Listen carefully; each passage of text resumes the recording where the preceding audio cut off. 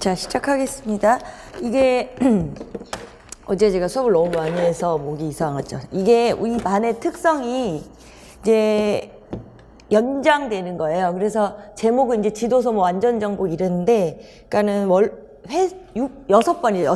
여섯 번에 우리 교재 연구 책에 있는 그 6단원이 있잖아요. 그거를 이제 정리를 하는데, 이제 매번 이걸 해마다 해보니까 뭐 1개월, 2개월 안에 그걸 막 지도서하고 이 교재 연구하고 막 와장창 정리를 하는 게 되게 시간이 벅차다 보니까 막 자세히 못 봤어요. 그래서 올해는 이거를 한 달에 한 단원을 하는 거예요. 대신에 뭐 시간이 길진 않죠. 이렇게 하는 게. 그래서 그걸 좀 면밀하게 보고, 그 다음에 교재 지금 나눠드린 자료가 있어요. 근데 좀 두꺼운데 이게 이제 요번에 4번 동안 볼 건데, 이거를 이렇게 샘플을 보여드리면 이렇게 해드리고 싶었는데, 그게 이제 거기 지도서가 복제가 되고 이래가지고 좀 문제가 있으니까 이렇게 해서 배부가 되면 안 되더라고요. 그래서 요거는 힘든 거 아니니까 가다가 링을 하시면 될 것 같아요. 네, 그래서 그러면은 이제 개인이 선생님들이 혼자 출력해서 그냥 링을 하는 개념이 되니까 사실 상관이 없거든요. 예, 그래서 이제 양해해 주시고요. 대신에 이제 인강은 어차피 이렇게 여기서 직강에서 해드려도 못 해드렸는데 이제 똑같이 됐고, 그 다음에 이제 요거는 또 시간을 따로 내서 하는 것보다는 집에서 혼자 하고 싶은 선생님들이 많았나 봐요. 그러니까 인강으로 되게 많이 신청을 하셨는데, 이제 사실은 너무 추우니까 이제 1월, 2월은 좀 그러시고, 뭐 지역이 멀지 않으면은 이참에 이제 나와서 한 번씩 하시는 게 더 좋을 것 같아요. 예. 그래서 이제 이 시간 전에 뭐랑 다른 과목이랑 걸리지 않으시는 분은 그거를 활용해서 미리 오셔서 말씀하시면 뭐 다른 거 상담을 하셔도 되고, 그 다음에 공부 방법을 얘기하셔도 되고, 이제 그런 시간을 가질래도 한 번씩은 좀 밖으로 나오셔야 되니까, 그래서 이제 인강 들으시는 선생님한테 말씀을 드리는 거예요. 인강으로만 너무 이게 시청들을 많이 하셨더라고요. 그래서 자, 일단은 그래서 이제 그 교재는 그렇게 본인들이 좀 하시면 될 것 같고, 이 교재가 뒤에다가 제가 지도서를 이제 필요한 거를 이제 중학교 1, 2, 3, 고등학교 1에 수연산 영역을 다 넣은 거예요. 예, 그러니까 오늘은 지금 찝히지를 않아서 막 종이가 왔다 갔다 하니까 좀 불편하시긴 하겠지만, 그래도 이 앞쪽에는 이제 또 이것도 교재 연구 쪽에 그 내용을 좀 발췌한 거니까 이게 좀 위험스러워가지고 이렇게 나눠드렸는데, 우선은 한 장짜리를 보시면 물론 저쪽에다 간략하게 저렇게 써놨지만, 한 장짜리 자료를 드린 이유는 뭐냐면요. 이제 요것이 요번 달에 우리가 할 거고, 이렇게 보면 그냥 같이 독해를 하면서 강독을 하면서 그냥 쭉 넘어가는 거는 아니기 때문에, 이 자료에서 오늘 그러니까 말하자면 그 전체적으로 수화 연산 교수학습 이론하고 이제 우리 실제, 그러니까 사실은 교과서 지도서상에 있는 실제 이런 두 파트가 있잖아요. 이제 그 와중에 일단 오늘 다 못할 수는 있어요. 못할 수는 있는데 먼저 할 부분이라는 게 1 영역의 가나 다 이거예요. 그러니까 쉽게 말하면 그냥 가, 나는 어차피 할 부분이고, 다 정수와 유리수에서 일단 정수 영역을 먼저 하고, 정수 영역에 관련된 그 뒤에 2로 넘어가서 교과서 안에 있는 음수와 정수에 대해서 하고, 그러니까 거기 가, 나의 1번, 다, 음수의 지도 방법 탐색 이렇게. 그러니까 근데 그거 지금 뭐 그걸 그냥 같이 왔다 갔다 할 거니까 그거는 뭐 상관은 없으신데, 그래도 이제 뭐 쭉 앞에서 이렇게 하지 않아요. 그럴 필요가 없어서 우리 먼저 이제 핵심적인 게 오늘 정수를 한다 그 소리예요. 네, 음수에 대한 부분을. 그래서 그거는 이제 중요한 거죠. 공부를 하는 데 있어서 무엇을 하는가 이렇게 하는 게 되게 중요해요. 그러니까 1 영역에 한 장짜리 보시면 나는 되게 원론적인 얘기가 돼요. 그래서 뭐 직접적으로 출제가 안 되는 것 같지만, 사실은 이제 뜯어보면은 베이스에 깔리고 교수학습 이론을 나중에 할 때 다 이렇게 똑같은 이야기가 반복이 되고 하니까 되게 이론적으로 좀 중요하고요.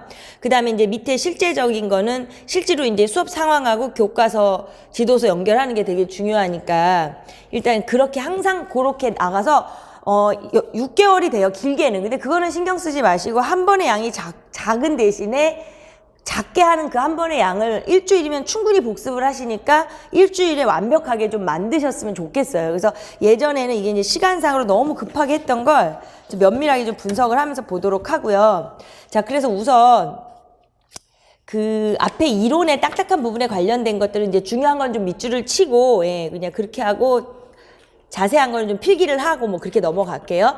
그래서 이제 나눠드린 자료의 3쪽에 보시면 첫 번째 이제 수연산이라는 뭐 모든 단원의 의의가 있죠. 예. 그래서 이제 이건 좀 되게 딱딱하지만 일단은 나중에 이걸 이제 저번에 우리가 뭐 신론에서도 말씀을 드렸지만 항상 나중에 다시 계속 반복해서 보시기 위해서 기본 밑줄을 이렇게 쭉쭉쭉 치고요. 그 다음에 중요 밑줄, 뭐 기본 밑줄을 파란색으로 치면 제가 뭐 동글뱅이 하거나 박스 칠하는 건 다시 뭐 빨간색으로 치시고 이렇게 해서 제가 이런 말까지 하는 이유는 나중에 이제 이걸 딱 보면 눈에 들어오게 이제 계속 그래야 되니까 기본 밑줄이 거의 다 치지겠죠. 거의 다 쳐질 거예요. 근데 그래도 그게 중요하니까 이제 그 말씀을 드리고요.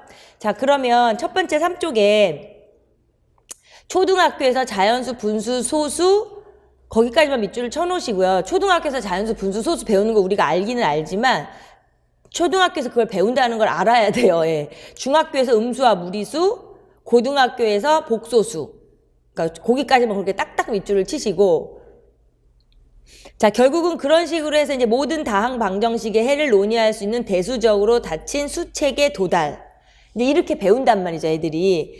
자, 그럴 때 바로 밑에 줄에 수 개념을 규정할 때 반드시 같이 논의해야 하는 것이 연산의 구조, 연산, 동글뱅이. 이 자료는 제가 나눠드리니까 상관은 없지만 다른 모든 자료가 이제 1월이 돼서 초시생이 아니신 분들은 계속 당부하는 거지만 봤던 책을 제발 또 보면 안 된다는 게 그 후에 공부가 잘 안 돼요. 새 거에다 다시 하셔야 돼요. 그런데 이거는 이제 제가 나눠드리니까 상관은 없죠. 자, 그래서 연산 동글뱅이 치셨으면 한 줄 밑에 덧셈 구조는 자연수 개념이 갖는 하나의 본질적인 측면까지 밑줄을 치시고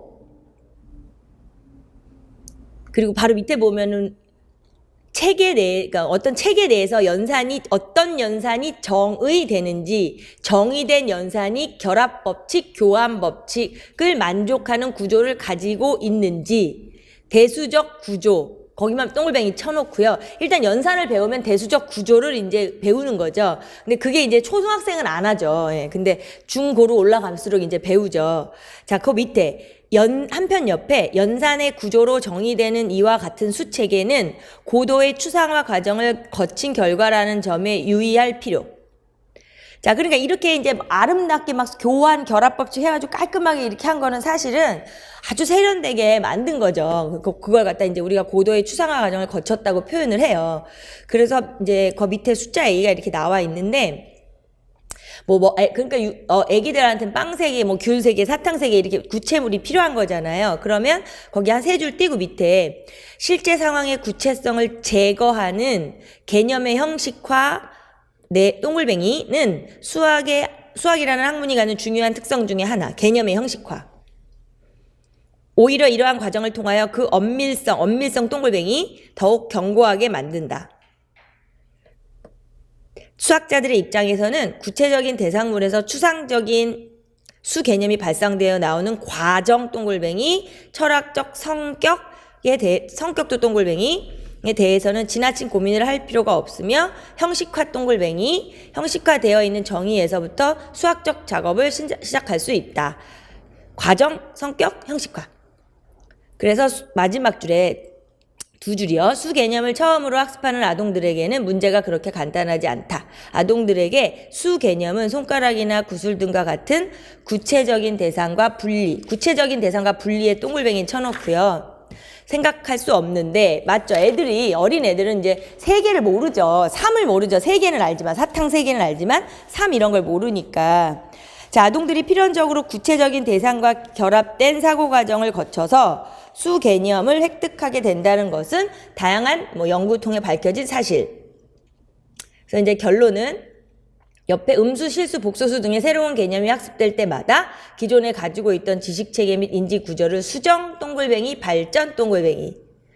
과정에서 상당한 어려움 겪게 마련. 상당한 어려움. 중요한 건 지금 이거예요. 예, 이제 뭐 이러한 수의 개념이 상당히 어려운 것들임에도 불구하고 어려운 것들이기 때문에 초, 중, 고로 가면서 자연수, 음수, 복소수 막 배우면서 애들이 그때 이제 막 헷갈리고 난리가 난다. 이제 이 소리죠. 그래서 교사는 그거를 이해하고 파악해야 한다. 그 말이 수 개념의 학습과 관련된 학생들의 어려움을 교사가 정확하게 파악, 해결. 파악 동글뱅이, 해결 동글뱅이. 수 개념이 발생하는 역사적, 심리적 과정에 대해 충분히 이해. 수 개념이 발생하는 역사적, 심리적 과정에 대해서 충분히 이해. 참 중요한 부분이에요. 이게 교사가 이런 걸 미리미리 알지 않고 지도하면 애들은 이제 더 모른다. 이제 이런 얘기가 되죠. 그래서 이제 원론적이지만 한마디로 말해서 수 연산을 이제 지도해야 하는 이유는 지금 이거예요. 원래 수 자체의 개념은 워낙 어려운 건데 그거를 우리가 사실은 아주 세련되게 고도의 추상화 과정을 거쳐서 만들어 놓은 연산, 그 대수적 구조를 가르치니까 애들이 어려워서 난리가 나니까 그거를 잘 이제 학생들에 맞게끔 그 고충도 알아야 되고 교사가 지식을 채워서 제대로 가르쳐야 된다. 지금 그 소리예요. 자, 그래서 가에서는 이제 그런 이해를 하시면서 이제 그래서 그럼 왜 그렇게 어렵냐 수가 이제 이리 넘어갈게요. 마치 우리가 중고등학교 때 생각해 보시면 사실은 그러니까 미적분은 쉽고 벡터, 기하 벡터 이런 거 막 어렵고 막 확률 통계도 막 어렵고 막 이랬던 기억이 나. 대부분이 이제 야, 너 미적이나 벡터하나 이러면서 미적이 낫다 그러잖아요. 우리도 그랬어요, 사실은. 네. 그런데 사실은 따지고 보면 상당히 이게 수가 훨씬 더 어려운 개념인데 그냥 연산에서 답이 나와버리니까 그냥 자기 스스로도 우리가 수는 잘하는구나 이렇게 착각을 하는 거죠. 예. 그래서 이제 그게 왜 어려운가를 한번 보면 보세요. 이제 수 개념의 추상화로 내려가서요. 수는 추상화된 개념. 그냥 그거 밑줄 쳐놓으시면 돼요. 그래서 어렵다는 거예요. 예. 추상화되는 거니까 없는 거니까 보이지 않잖아요. 구체적인 상태로 존재하지 않으며 구체적인 대상에서 다른 부분을 생략하고 특정한 부분을 추출함으로 얻어지는 것.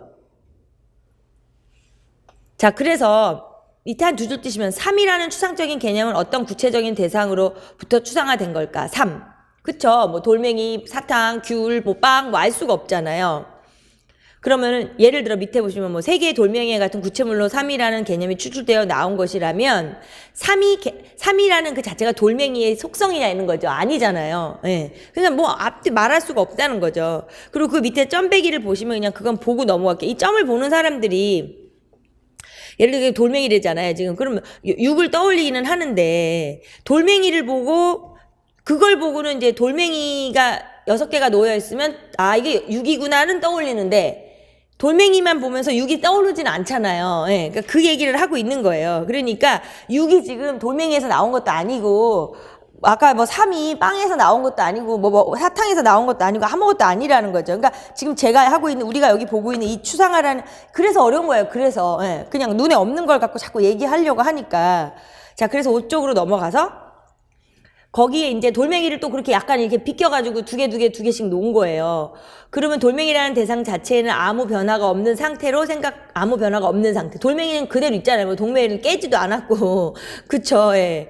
그러니까 이제 그걸 딱 보면 대부분의 사람이 이제 6도 떠올리고 3도 떠올린단 말이에요. 이렇게 뭉땡이가 3개잖아요. 뭉땡이 3개, 그러니까 3, 막 이런 생각을 한다는 거예요. 그렇다면 돌멩이 안에 6이라는 속성과 3이라는 게 같이 존재하나? 뭐 이렇게 고민할 수도 있잖아요. 예. 그러니까는 그럼 또 2, 뭐 3, 뭐 이제 그런 얘기예요. 거기 전체적인 얘기가 막 그러면 뭐 2도 있고 3도 있고 1도 있고 12도 있고 뭐야 도대체. 이래서 거기 마지막 그 단락의 마지막 끝에 보면 돌멩이와 무관하게 사람의 머릿속에서 만들어지는 것은 아닐까? 그죠? 숫자가 돌멩이 안에 존재하는 속성이 아니면 돌멩이랑 무관하게 사람의 머릿속에서 만들어지는 게 아닐까 이제 이런 생각이 들어간 거죠. 예. 자, 그래서 밑에 이제 밑줄을 칠게요. 역사적으로 수 개념이 과연 어디에서 추상되는 것인가에 대한 견해의 차이. 그쵸. 이제 사람들이 뭐 이런 고민을 했겠죠. 지금 뭐 돌멩이가 예시로 하나 들어진 것인데. 그러니까 도대체 이제 수 개념은 어디서 나타난 거냐? 이제 이게 되는 거잖아요. 예. 그러니까 수 개념의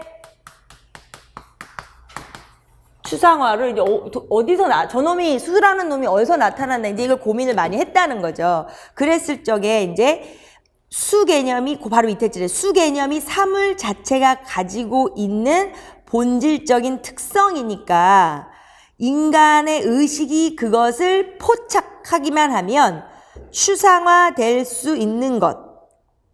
그렇죠. 두 가지로 봐야 돼요. 그냥 여기서 지금 그 위에서 이야기하는 그거 지금 제가 읽은 그런 부분을 우리가 이제 경험론이라고 해요. 그러니까 그냥 원래 모든 사물 안에 다 이제 내포되어 있는 본질적으로 있는 거니까 그거를 인간이 그냥 경험적으로 살다가 그쵸 그런 식으로 의식을 해서 딱 알아차리기만 하면 그러면 이제 추상화되는 게 아니냐 이런 생각도 있고 그 다음 그거에 옆에 이렇게 묶어서 경험론이라고 써시고 오른쪽에 좀 공간이 많죠. 그 다음에 그런 거하고 상관이 없다는 거죠. 수를 이루는 기초적인 개념이 구체적인 사물에 대한 경험하고는 무관하게 선천적으로 타고난대요. 선천적으로 근데 그런 관점이 있다는 거죠. 타고나는 것이기 때문에 이를 출발점으로 하는 추상적인 추론 과정만 있으면 수 개념을 형성한다.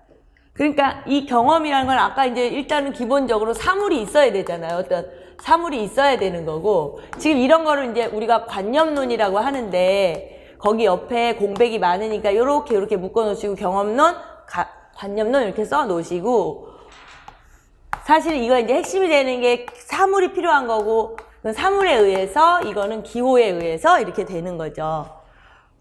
그랬다는 거죠. 이제 도대체 그러면 둘 중에 뭐 그런 걸까? 뭐 이제 이렇게 해서 생각을 했다는 거예요. 근데 그런 고민을 막 하고 하니까 이제 우리가 도대체 수를 어떻게 잘 가르칠 것인가 이제 막 고민을 했다는 거죠. 예. 자, 그래서 그 다음 단락에 그 설명을 반복하는 게 있어요. 그래서 지금 다음 단락의 첫 번째 줄이 지금 수가 사물 자체의 속성이며 있잖아요. 그 소리가 지금 경험론이에요. 만약에 이제 경험론에 의해서 직관함으로써 수 개념이 형성된다는 관점에서 출발하면 수를 가르치기 위해서는 아동들에게 다양한 사물을 보여주기만 애들한테 다 막 계속 보여주는 거예요. 보여주기만 하면 애들이 그걸 보면서 이거 이러네 이거 이러네 구체적인 사물이나 그림을 관찰을 하면서 수 개념을 얻는다. 그게 지금 이 얘기를 하는 거예요. 부연 설명을 한 거예요, 밑에. 그러니까 그 부연 설명을 뭐 이렇게 연결을 쳐놓으시든지 하면 돼요. 그러니까 그냥 만약에 정말 이 말이 맞다면 좀 말이 안 되잖아요. 그럼 뭐 다 보여주면 뭐 보고 애들이 알아차려? 뭐 이런 거니까 좀 이상하죠? 그리고 그 바로 밑에도 마찬가지예요. 반면에 옆에 그 이제 관념론을 얘기하는 거겠죠? 그러면 수 개념이 구체적인 사물에 대한 경험과는 독립적으로 형성될 수 있다는 관점에서 출발하면 그게 이제 관념론이라면 자, 수란 정신적인 실제이므로 그것을 표현하는 기호를 다루는 규칙을 학습하는 것만으로 자연수 개념을 충분히 학습한다. 근데 기호만 가지고 뭐 더하기 빼기 곱하기 나누기 이제 이걸 가르치겠다 이제 이거죠.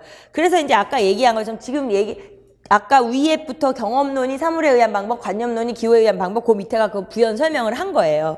그러면서 그 밑에 또 말도 사물에 의한 방법, 기호에 의한 방법 뭐 이렇게 있잖아요. 그러니까 이제 이런 것들을 요 책을 노트다 이렇게 생각을 하시고 사실은 요 교재 연구의 책은 이제 기본적으로 이 노트를 따로 만들어서 막 옮기고 이거보다는요 지금 요렇게 나눠지게 물론 이게 6권이 나올 거예요. 그러니까 되게 두껍겠죠. 나중에 그 특강 다 끝난 다음에 그 책을 모으면 아마 되게 두꺼울 거예요.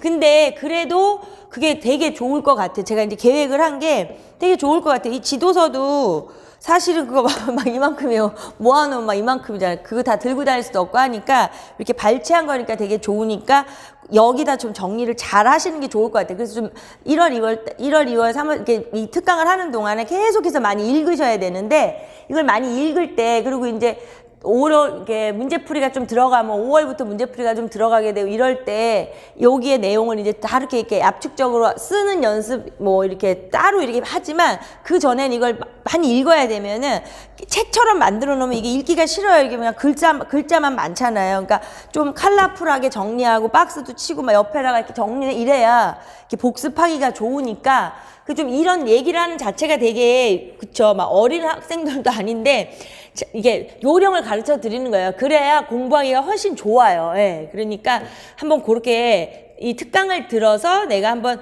뭔가를 얻겠다 이러면 제가 이제 좀 제시해드리는 방법을 좀 따르셔야 하고요. 예. 자, 그래서 그 밑에 이제 보면 이 극단적인 마지막 단락, 이 극단적인 지도 방법이 지닌 문제점을 떠올리는 거예요. 지금 이 두 가지는 상당히 극단적인 거예요. 생각을 해봐요. 경험론, 관론 이게 그렇잖아요. 예. 그래서 사실은 기호에 의한 방법에서는 그러니까 관념론을 말하는 거잖아요. 밑줄 칠게요. 수 개념이 현실과는 유리된 공허한 기호로만 학습될 가능성이 있다는 거죠. 그래서 제가 특별히 말을 안 하고 읽잖아요. 읽는 부분은 그냥 다 밑줄을 치시면 돼요. 기본 밑줄을. 예, 그리고 중요해서 다시 밑줄 치라는 건 다른 색깔로 치시고 그냥 밑줄 치지 이상 아닌 부분은 밑줄을 안 치라고 할게요. 근데 그런 게 거의 없어요. 예. 자, 아무튼 그래서 공허한 기호에다 다시 동글뱅이 치고요. 수 개념이 현실과는 유리된 공허한 기호. 그러니까 이제 이런 식으로 뭐 그렇게 하지는 않지만 예를 들어서 이제 현실의 입장에서 보면 이런 식으로만 막 예를 들어 이렇게 출제가 될 수 있다는 건데 이런 딱딱한 이론은 만약에 어떤 교사가 너무 이걸 좋아해가지고 여기에만 치우쳐서 수를 지도한다 한다면 그 사람은 형식적 고착에 빠지기가 쉬운 거잖아요. 그렇게 지도를 하면. 그러니까 아까 제가 말씀드린 것처럼 요 앞에 이론의 부분은 문제가 출제가 되면 이제 그런 베이스에 이렇게 깔려서 출제가 되니까 어떨 때는 이제 얼핏 중요하지 않다라고 생각할 수 있긴 하지만 좀 중요해요. 예. 그리고 그 밑에 바로 그럼 사물에 의한 방법에서는 학습자의 사고 활동이 사물이나 그림에 고착될 위험이 있다. 그러니까 뭐 맨날 숫자를 가르치는데 물건만 보여주고 화면만 보여주고 사탕 뭐 이런 것만 주고 이러면 안 되잖아요. 예. 근데 이제 어린애들을 기준으로 하는 얘기겠죠. 이제 그렇지만 메타인지 이동이 일어나겠죠. 거기에 치우치면, 네, 그거만 하면, 네, 다른 걸 안 가르치고, 이제 그 소리고요. 자, 그래서, 물론 밑에 보세요. 현대에 와서 수 개념이 전적으로 사물 자체에서 비롯된다거나 사물과 무관하게 형성되는 것이라고 믿는 사람은 없다.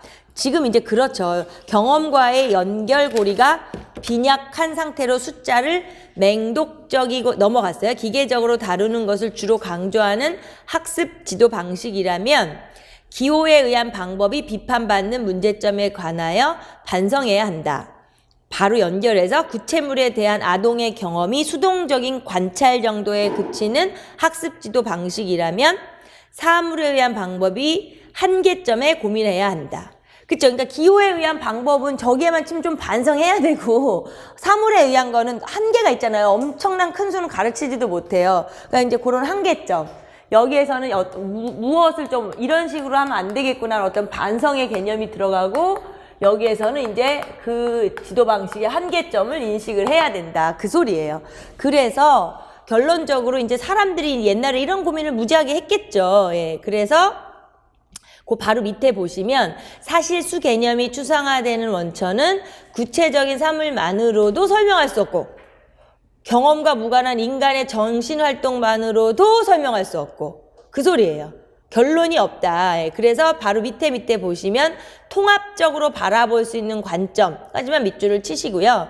이 두 가지를 잘 짬뽕 시켜야 된다. 그 소리인데 이거 지금까지 읽은 이 부분은 상당히 옛날 얘기인 거예요. 아주 고래적에 사람들이 이런 생각을 했다. 그 다음에 이제 그런 생각이 발전을 하다가 중심선에 두 사람 밑에 있죠. 듀이와 삐아제가 이제 약간 이런 걸 이제 정리하고 연구하고 발표하고 이러니까 이제 그 수 연산 지도에 되게 큰 축을 이루고 있는 사람들이잖아요. 예, 그래서 이제 이 사람들을 보는데 수 개념이 추상화되는 원천을 사물 자체로 보거나 인간의 정신만으로 보는 대신 짬뽕을 한 거예요. 사물에 대한 인간의 활동.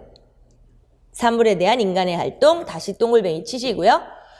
이러한 관점은 수 개념을 형성하는데 구체적인 사물 동글뱅이 인간의 능동적인 이성 동글뱅이 각기 기여하는 다른 측면을 모두 설명까지 밑줄. 그래서 이제 결국에는 두 가지를 짬뽕을 해서 한다. 이제 이렇게 되는 거죠. 그래서 여기 이제 다 그런 같은 얘기를 계속 반복을 하는 게 있어요. 예, 그래서 밑에도 마찬가지인데 왜 수 개념의 추상화 자체가 왜 그런가에 대한 얘기를 하는 거니까 되게 중요한 부분이에요. 그래서 지금 그 작은 글씨는 이제 듀이가 뒤 이거 예, 생각은 인용해서 어떤 논문에 나오는 얘기고요. 그 밑에 단락 마지막 단락에서 수 개념은 구체적인 사물이 전혀 없는 상태에서는 생겨날 수 없는 거지만 맞아요. 그렇다고 수 개념을 사물 자체가 갖는 고유한 속성으로 이해할 수도 없고 맞아요. 사탕이 3개라고 사탕의 속성이 3이 아니잖아요. 이런 데서 듀이가 사물을 다루는 인간의 활동이라고 아까 앞에서 말한 것처럼 사물을 다루는 인간의 활동으로부터 수 개념이 발생한다고 봤다. 여기서 말하는 활동, 동글뱅이. 활동은 동글뱅이 쳐놓으시고요. 그냥 생겨나는 게 아니라 인간 앞에 문제 상황으로 주어지는 사물에 의해 촉발되는 것이다. 그러니까 사물에 의해 촉발을 동글뱅이 쳐서 그 위에 활동에다가 이렇게 화살표를 만들어 연결시켜 주세요. 그러니까 그 활동이라는 건 가만히 있다고 하는 건 아니잖아요. 뭔가 촉발되는 그 매개체가 필요하잖아요. 그래서 사물에 의해서 촉발되기 때문에 인간 외적인 사물 또는 상황 또는 인간 내적인 정신 활동은 수개념 발생에 있어서 아주 중요한 역할을 한다는 거예요. 그러니까 듀이의 입장이 되게 중요한데요. 예. 듀이가 이거 좀 듀이한 발음이 안 돼요. 자, 아무튼 이게 사물에 대한 인간의 활동이라고 이제 그쵸? 사물에 대한 인간의 활동이라고 이제 이야기를 하는데 도대체 그 활동이 뭐냐. 그러니까 그냥 하늘에서 뚝 떨어지는 게 아니라 뭔가 활동을 할 수 있는 매개체가 필요한 거잖아요. 그러한 것들의 종류가 이제 말하자면 3가지가 되는 거예요. 지금 거기서 얘기하는 외적인 어떤 상황, 내적인 상황, 어떤 외적인 사물 또는 이게 발생하는 상황, 그 다음에 내적인 정신 활동. 그쵸? 그러니까 이거는 이렇게 쓸게요, 그냥. 인간은 빼놓고요. 거기 있으니까 외적인 사물이랑 어떠한 뭐 돌발 상황이든 무슨 상황이든 호기심을 자극하는 상황이든 상황이 있을 수 있는 거고, 그 다음에 이제 정신적인 활동. 정신적인 활동이니까 내적이라는 말도 뺄게요, 그냥. 거기 3개 있으니까. 자, 그렇게 거기서 밑줄을 쳐놓으면서 아까 제가 말씀드린 그 노트 정리처럼 하시려면 좀 빼서 그렇게 잘 정리를 해놔야 돼요. 그래야 나중에 눈에 팍팍 들어오니까. 예. 그래서 이제 이러한 것들이 이제 다 복합적으로 해서 되는 거지 뭐 그냥 툭 되는 건 아니다. 지금 이제 그 얘기를 하고 싶은 건가 봐요. 예. 그래서 그리고 나서 이제 이 듀이 얘기가 그렇고 그래서 이제 삐아제를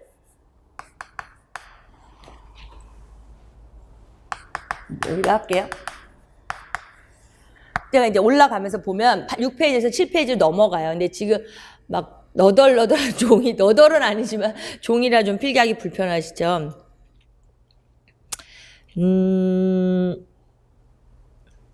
자, 6페이지에서 7페이지 보면 자, 이제 삐아제 의견이 나오는 거예요. 끝부분에 삐아제는 수 개념과 같은 논리 수학적 개념은 사물의 속성을 추상화함으로 얻어지는 게 아니다.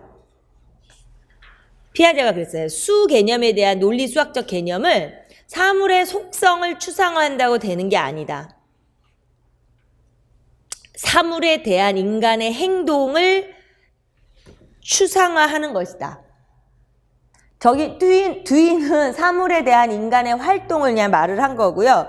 이제 이 사람은 발달 단계로 해가지고 반영적 추상화에 대한 이론을 접목을 한 사람이니까 정리를 한 사람이니까 여기 이렇게 말을 한 거예요. 사물에 대한 인간의 행동을 추상화한다고요.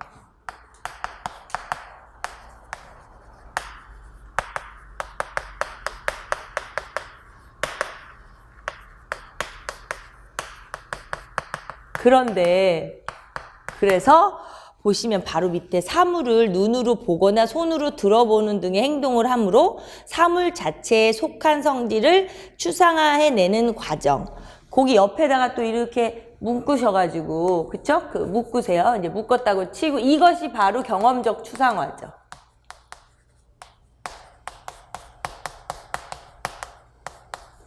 경험적 추상화. 눈으로 보거나 손으로 막 이렇게 사과 사과가 이렇게 있잖아요. 이렇게 보면 만져보고 뭐 어떻게 해보고 손으로도 보고 색깔도 보고 막 이렇게 하는 거죠.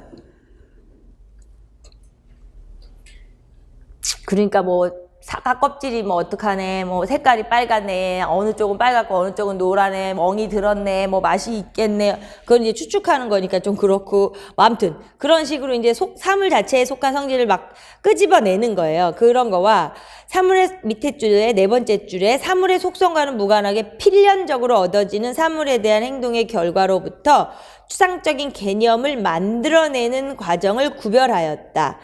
자, 필연적으로 얻어지는 사물에 대한 행동의 결과로부터 추상적인 개념을 만들어내는 과정. 자, 그게 이제 또 다시 연결해서 그게 이제 우리가 반영적 추상화라고 하죠. 자, 여기 자체에서 반영적 추상화의 메커니즘은 아직 이론에서 이제 자세하게 정리하겠습니다. 여기서는 그거보다는 전반적으로 그냥 경험적 추상화와 반영적 추상화만 구분을 하시면 돼요. 그러니까 예를 들어서 수개념이라고 치면 아까 같이 사과를 보여주면서 이제 이 사과가 있으니까 사과가 하나가 있고 사과가 두 개가 있고 사과가 다섯 개가 있어. 이렇게 사과를 보면서 막 이렇게 경험적으로 수 다섯 개를 사과를 통해서 추상화를 하는데 예를 들어서 이제 이게 사과를 치워버렸다든가 감춰버리면 이제 걔는 오라는 건 까먹어버려요. 오개념을. 뭐 그런 거.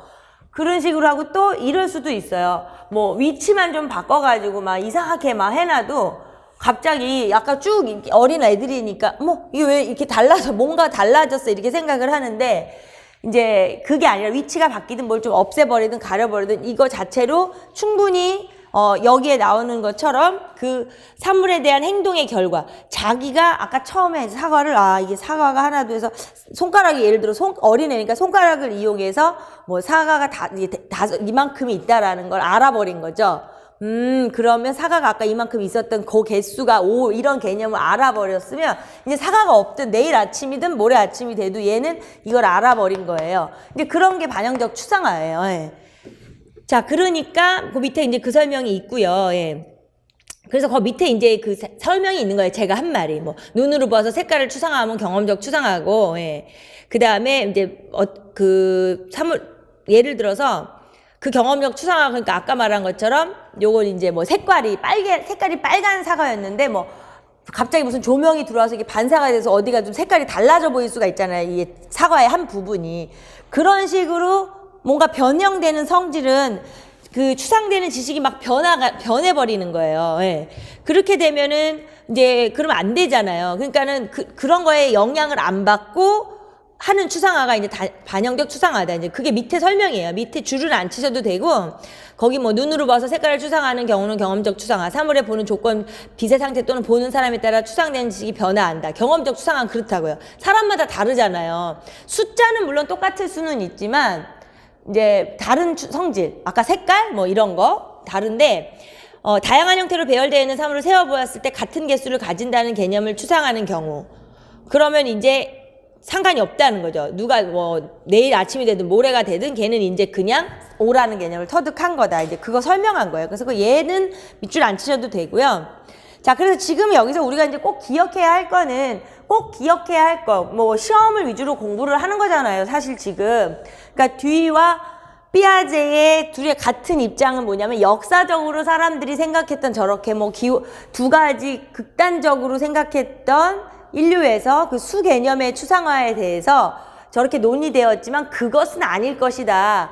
모두가 통합적인 형태가 되어야 할 것이다 라고 하는 입장은 둘이 똑같아요. 그래서 살짝 다른 거예요. 이렇게. 그러니까 그거는 좀 기억을 해야 돼. 이 사람들이 주장을 하는 게 저기는 그냥 인간의 활동 그 자체에 관심이 있는 거고 여기는 하나 더 이렇게 걸른 거예요. 추상화를 하나 더 걸러서 했다는 삐아제 얘기인데 그 얘기가 계속 연결이 되면서 그래서 이제 그거에 대한 근원을 한번 찾아보자. 이래서 그 밑에 수 개념의 원천이 있잖아요. 자, 그렇다면은 이제 거의 다 밑줄 쳐야 되는데 수 개념이 사물 자체의 고유한 속성이 아니라 사물을 다루는 인간의 능동적인 활동의 산물이라면 수 개념을 발생하게 하는 활동은 어떤 활동이냐? 그리고 그것을 촉발시키고 지속 발달시키는 원천은 무엇이냐? 그럼 그 밑에 뒤의 입장에서는 이제 그런 수 개념, 아까 이런 상황이 있어야 된다 그랬잖아요. 외적인 사물, 뭐 상황, 이런 정신, 이런 상황이 있어야 하는 건데, 뭐, 요리를 하려고 해도 재료가 있어야 되는 거, 어떤 이런 재료가 있어야 되는 거잖아요. 예. 근데, 그렇다면 이제 여기서 말한 것처럼, 그럼 그래, 그건 알겠는데, 그러면 이제 그 어떤 활동을 했냐, 저거를 받아들여서 어떤 활동을 하냐 했을 때, 뒤가 말하는 건 이제 측정 활동이에요. 측정 활동, 그 밑에 있거든요. 그 측정 활동하고 그 위에 활동하고 이렇게 연결시켜 놓으면 돼요. 어떤 활동이냐? 측정 활동이다. 뒤 얘기예요. 뒤. 발음이 어려워요. 자, 그 다음에 원천도 아까 있었잖아요. 그럼 그리고 촉발시키고 발달시킬 원천은 뭐냐 하면 원천은 그 밑에 측정 활동은 한계 상황의 인식에서 비롯된다. 그 원천을 밑으로 이렇게 넘겨서 한계 상황의 인식, 거기로 또 화살표를 쳐놓으세요.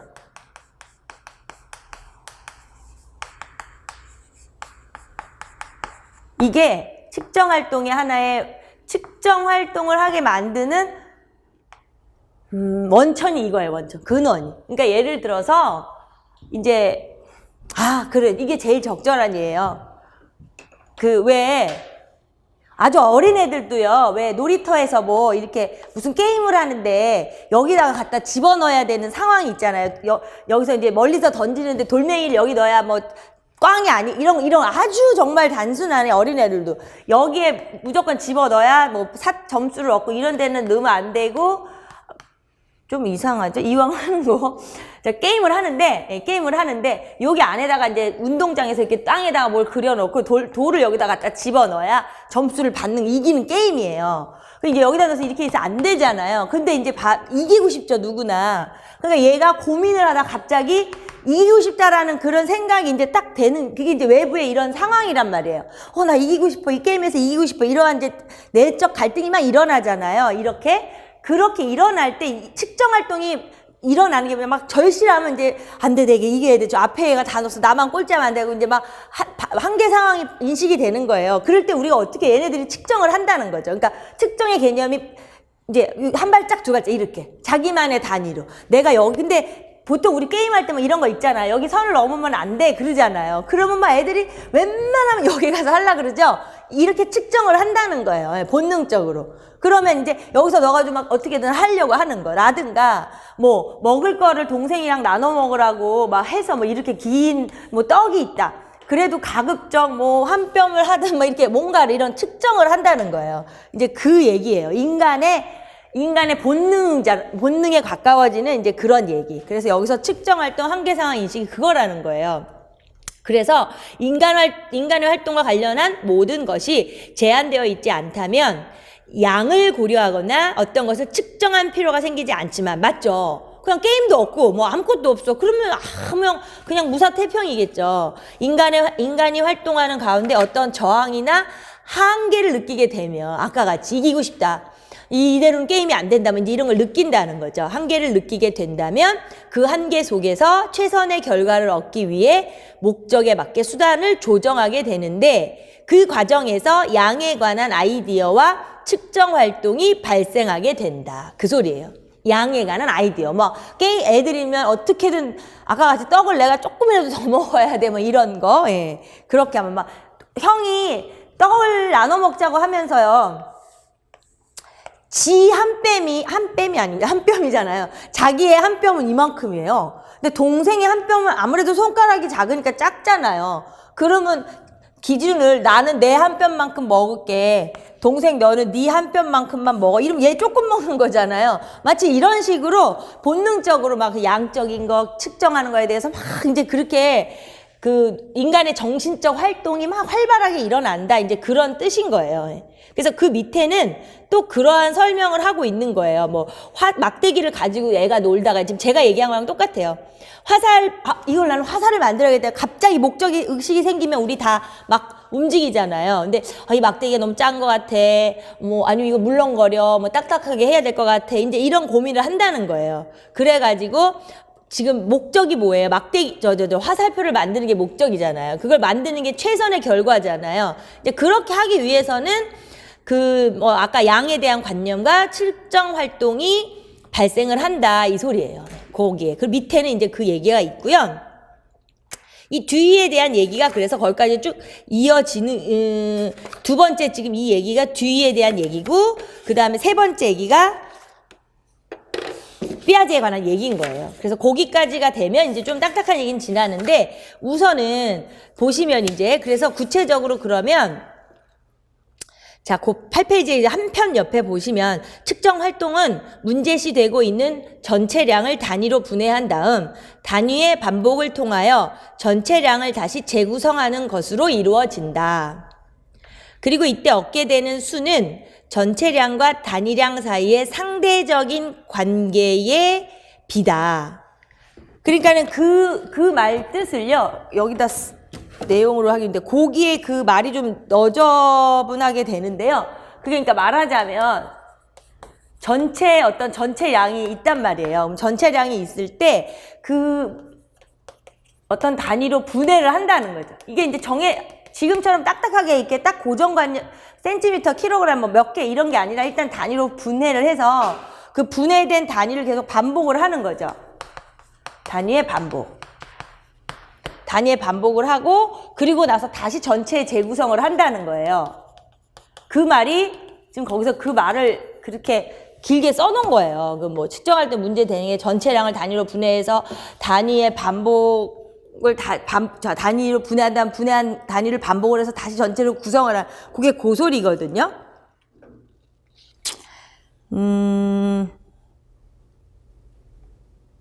그러니까 사실 아까 같이 사과가 3개가 있다. 그럼 사과가 3개가 있는 이 전체 안에서 기본적으로 어떤 한 개를 이거 3개밖에 없으니까 이거 단위로 한 개라고 그래요. 그럼 한 개, 사과 한 개, 또 사과 한 개, 사과 한 개 이렇게 반복적인 기본 단위를 하나가 3개가 있는 거네. 사과 한 개, 사과 한 개, 사과 한 개 이렇게 해서 기본 단위를 하나로 했다면 그것을 반복을 해서 다시 이게 전체 사과의 개수였구나 이렇게 계속 반복을 한다는 거예요.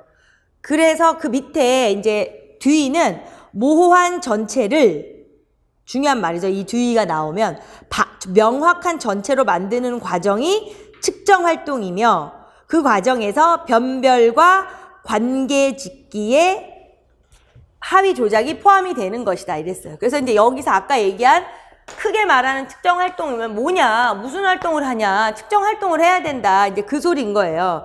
근데 그 측정 활동은 그러면 뭐냐, 모호한 전체에서 명확한 전체로 가는 거예요. 근데 또 이거는 뭐냐, 이것도 이제 그 밑에 설명을 할 건데요. 예. 그리고 이 안에 반드시 들어있는 게 뭐냐면 예. 분별을 하는 거와 관계 짓기와 이게 있어야 한다. 지금 그 소리예요. 거기 되게 중요한 얘기예요. 여기서부터. 자, 그래서 그 밑에 예를 들어 그냥 같이 볼게요. 3개의 사물로부터 3이라는 개념을 가지게 되는 과정에서 3개의 사물들을 각각 독립적인 개별자로 인식하는 거. 아까 같이 사과 하나 이렇게 하나를 각각 독립적으로 하는 게 분별하는 거예요. 사과 하나 이런 게 분별을 하는 거고요. 그러니까 분별을 이렇게 밑으로 이렇게 분별해서 밑으로 화살표를 찍 그으면 되겠죠. 3개의 사물들을 각각 독립적인 개별자로 인식한다로 화살표를 그으세요. 분석하고 변별이요. 예. 헷갈리겠구나. 분석하고 변별인데요. 예. 분별이라고 그랬죠, 제가. 아유. 특별히 뭐 국어적으로 우리가 이해적으로는 되는데 말은 좀 다를 수도 있죠. 예. 그러니까 이거 분석으로 해요. 변별 발음이 어려워요. 분석, 종합의 분석처럼 이따 뒤에서 그것도 할 거니까 이제 그거를 생각하면 돼요. 그래서 그 분석에서 밑으로 바로 2줄 밑에 내려오면 3개의 사물들을 각각 독립적인 개별자로 인식한 대로 화살표를 그으고요. 그 다음에 이제 관계짓기 옆에 종합 있잖아요. 예. 그러니까 이제 그렇게 생각하면 돼요. 이거 되게 말이 우리는 이제 구별을 변별하면 분석을 생각하고 관계짓기 하면 종합을 생각하면 돼요. 그 종합에서 화살표를 밑으로 내려서 3개의 사물을 서로 관련된 통합체, 단일체로 인식하는 거 이렇게 화살표를 그으세요. 분별에서는 그 밑으로 이렇게 화살표를 긋고 여기서도 이렇게 화살표를 긋고 그 얘기를 하는 거예요, 지금.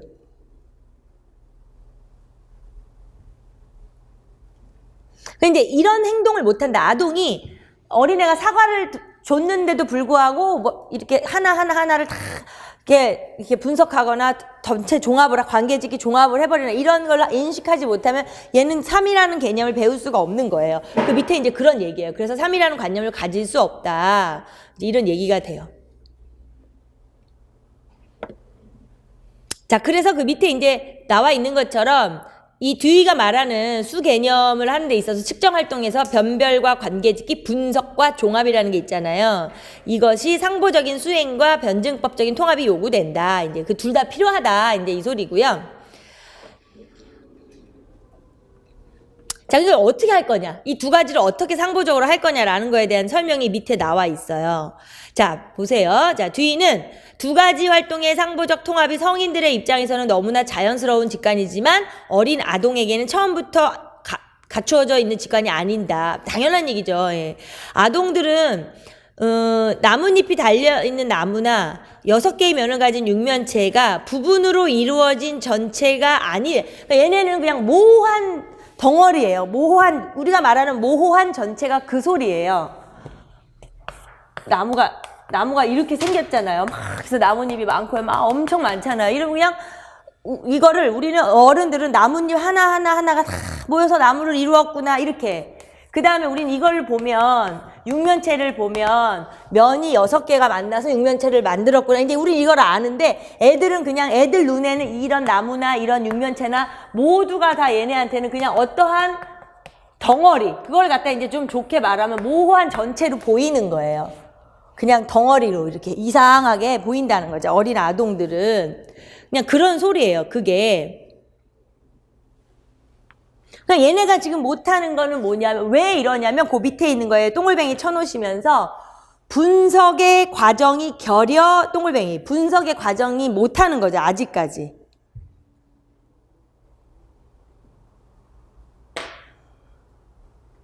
그래서 이제 얘네들한테 이런 걸 못하는 애들한테 해줄 수 있는 게 그 밑에 아동이 수 개념을 형성하도록 지도하는 과정에서 모호한 전체를 부분으로 변별하거나 1번 동글뱅이 번호 매겨놓으세요.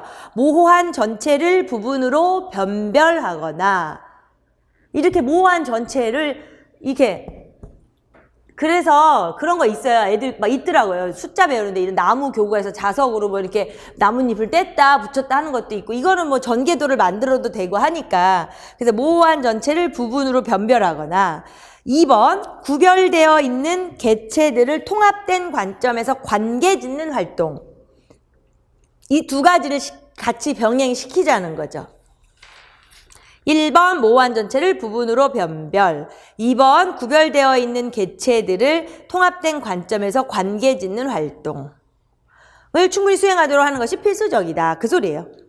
자, 그래서 이제 이러한 활동을 생략한 채 덧셈의 규칙을 암기하거나 사물의 단순한 지각에만 그치는 지도 방식. 그냥 애들은 그냥 외워 산수의 그걸 뭐라 하죠? 암산시키고 속셈하건 나중에 할 일이지 그거 먼저 시키면 이제 9페이지로 가서 반성적 사고를 저해하는 것. 네. 당연한 얘기죠. 네. 근데 애들한테 해롭다 이거보다는 반성적 사고를 저해한다에 이렇게 중요 표시해 놓으세요. 근데 우리가 뭐 흔한 말로 그냥 그렇게 가르치면 안 되잖아. 이게 아니라 이제 전문 용어로 반성적 사고를 저해한다. 이렇게 동글뱅이 해 놓으시고요.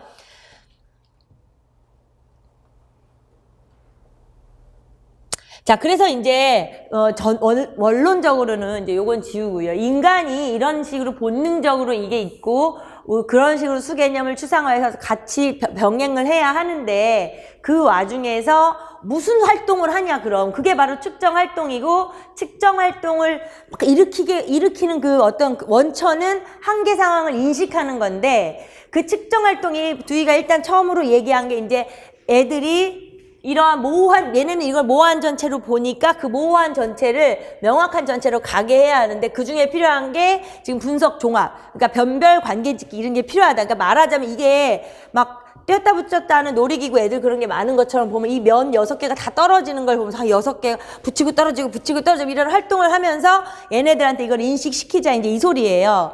그러면서 다시 9페이지로 가셔서 그럴 때 이러한 분석, 저 분석이 지금 더 중요한 거거든요. 왜냐하면 일단 전체적인 거는 모호하지만 명확하지는 않아도 알거든요. 아, 이건 나무인데, 나뭇잎 맞네. 뭐 이렇게. 이제 이것도 이렇게 그런 걸 인식은 하니까 분석의 그 기본을 둬서 어떻게 우리가 제대로 이제 할 것이냐가 그 밑에 있는 거예요. 그러니까 뭘 설명하는지를 정확히 알아야 돼요.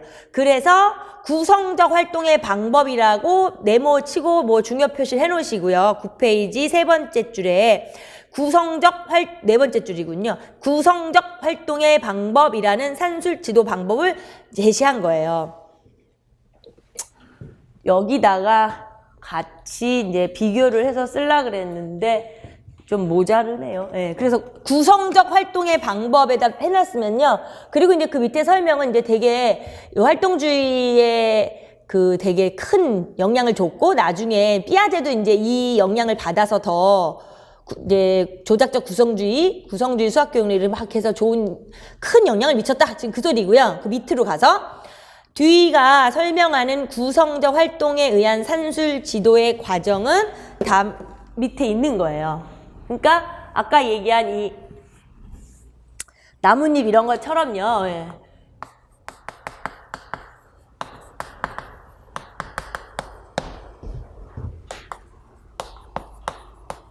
여기에 바탕을 둔 산술 지도. 이 얘기를 하고 싶은 건데, 자, 그게 이제 그 밑에 보시면 단계가 그렇게 있잖아요. 그래서 이제 1단계가 모호한 전체 이렇게 있고요. 그냥 2단계가 전체를 구성하는 데 도움이 되는 부분, 3단계가 명확한 전체를 구성하는 측정의 과정, 뭐 이렇게 있는 거예요. 그러니까 그냥 모호한 전체 이러면 답답하잖아요. 예.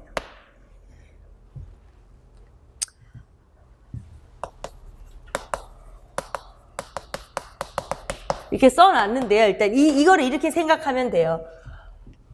얘가 아까 그 앞에 애가 나 막대기를 갖고 놀았잖아요. 예, 막대기를 갖고 노는 애가 이제 긴 이런 막대기가 이렇게 있었어요. 그냥 막연하게나마 이런 막대기가 이렇다 하여튼 뭐 막대기가 있었어요.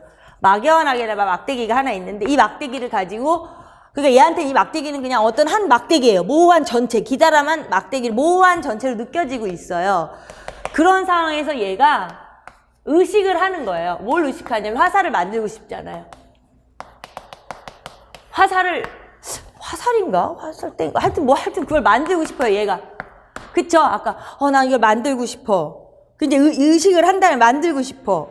근데 이제 그러고만 싶은 거예요. 딱 만들고 어떤 행동을 할 수는 없어요. 화살을 만들고 싶다. 만들고 싶다. 이렇게는 걸 의식한 상태.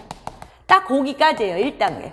네. 더 이상은 아니고 그냥 거기까지. 그러니까 우리가 이제 무슨 이런 이론을 다 나눌 때 제일 중요한 게 사실은 이제 이 단계죠. 예, 뭐 어디서 끊고 맺기가 좀 애매모하지만 일단 이제 그 단계를 말하는 거예요.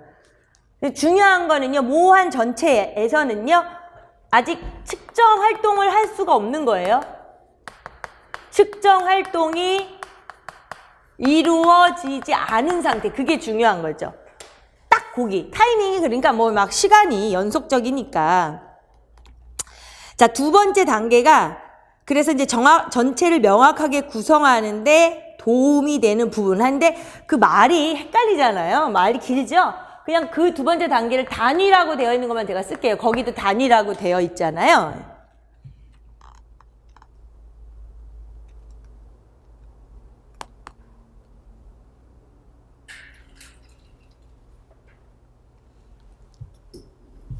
자, 그러니까 이제 단위를 지가 정하는 거예요. 그러니까 만약에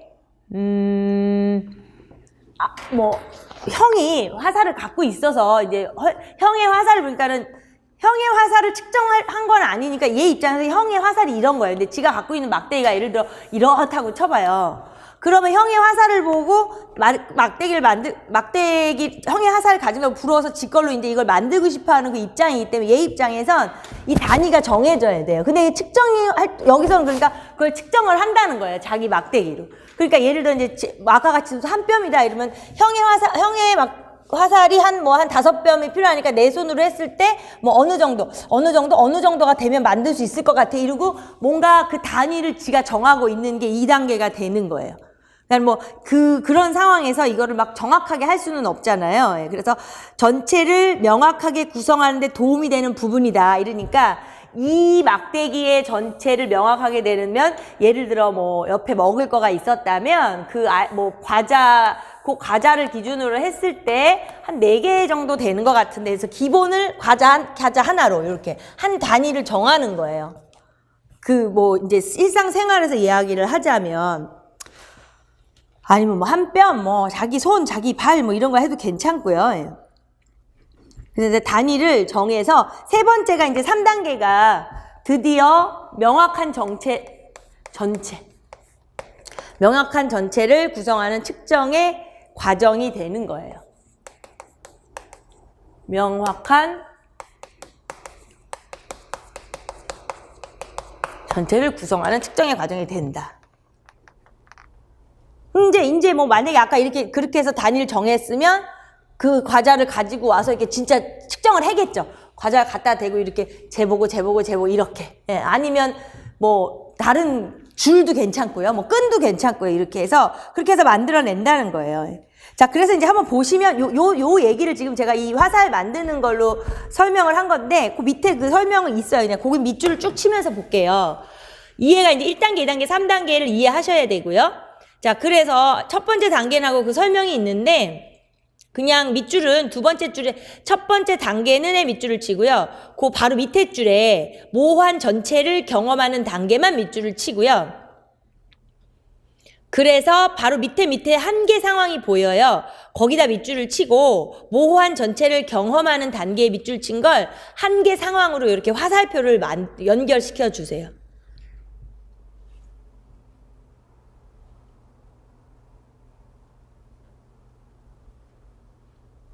자, 그래서 이제 그건 참 밑줄은 칠까요? 밑에 줄에 문제 해결에서 탐구와 사고를 발생시키는 첫 단계가 바로 이와 같은 문제 상황이다.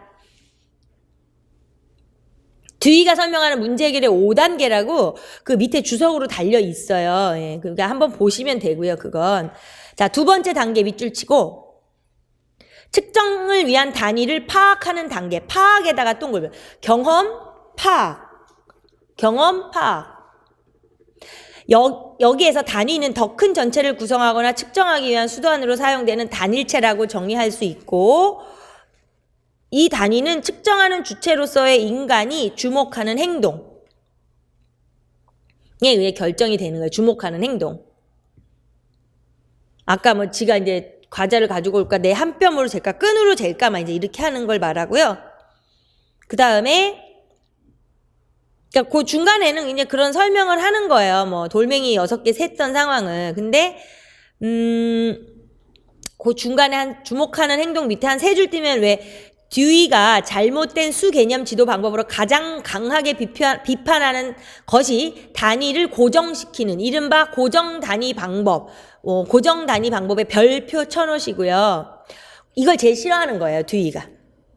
그러니까 왜 싫어하냐면 밑에 보면 개개의 사물이 질적으로 구별된다는 것을 전제로 하여 개별 사물을 단위로 고정하는 것을 말한다.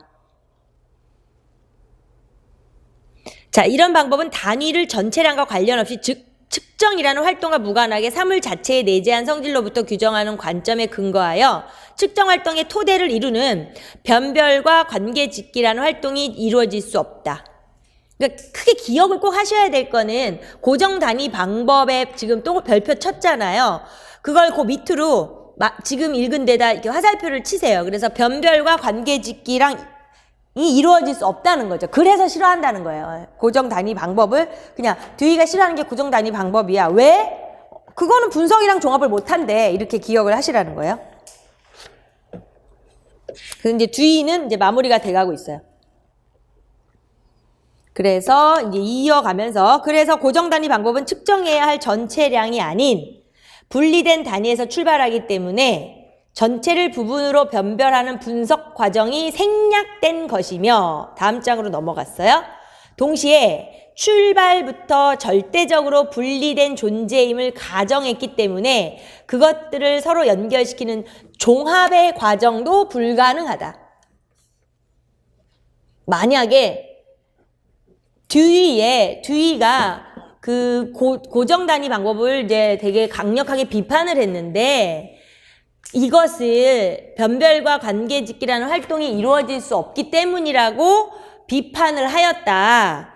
그 이유를 써라. 이러면 요거 쓰면 되는 거예요. 그렇게 만약에 이야기가 된다면. 그런데 사실 우리는 그것이 뭐 출제되고 안 되고를 떠나 지금 처음에 이론을 정리할 때는 그걸 그렇게 정리해 놓으셔야 돼요. 지금 10페이지의 위에 셋째 줄이 듀이가 고정 단위 방법을 비판을 하게 된 이유가 이거잖아요. 그냥 괜히 그런 게 아니라 이러한 것들을 분석과 종합을 할 수 없기 때문에 이랬다. 이 소리예요. 그러니까 분석과 종합이 뭐냐면 측정 활동의 아주 중요한 것 중에 중요한 것이 분석과 종합인데 그걸 못하면 말이 안 되는 거잖아. 그래서 고정 단위 방법을 비판했다. 그 소리예요. 자, 그래서 일단은 이게 무슨 얘기하다 그랬냐면 요 두 번째 단계 단위 얘기를 하다 이게 갑자기 나왔어요. 아까 얘기한 것처럼 그 소리예요. 여기서 예를 들어 엄마가 자를 주면서 요거대로만 해. 이렇게 전체적으로 이제 형의 활의 길이가 뭐 50cm야. 이렇게 가서 잘라와.